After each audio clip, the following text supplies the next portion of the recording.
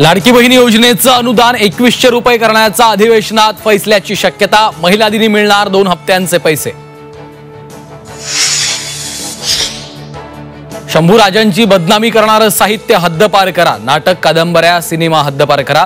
आमदार अमोल मिटकरींची मुख्यमंत्र्यांकडे पत्रातून मागणी। आमदार रोहित पवारांची राष्ट्रवादीत गुलाबी नाराजी असल्याची चर्चा। पक्षात जबाबदारी मिळत नसल्याने रोहित पवार नाराज। लवकरच सत्तेत सहभाग होणार असल्याचा शेळकेंचा दावा। 1 लाखाचं बक्षीस नको, गावाची बदनामी थांबवा। स्वारगेट प्रकरणातील आरोपी दत्ता गाडेच्या गुनाट गावातल्या ग्रामस्थांची भूमिका। सोयाबीनचे बाजारभाव गडगडले। 8 वर्षातला निचांकी दर। हमी भावापेक्षा कमी किमतीमुळे शेतकरी हवालदिल। जायकवाडीतील पाण्यासाठी बीडच्या 130 गावांच्या ग्रामस्थांचं उपोषण। जायकवाडीचं पाणी सिंदफणा नदीत सोडण्याची मागणी।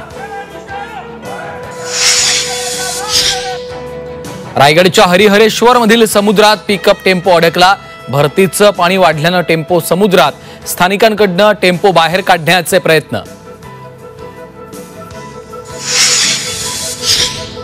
लातूरमध्ये एसटी बसचा भीषण अपघात। बस उलटल्यानं 20 ते 25 प्रवासी गंभीर जखमी।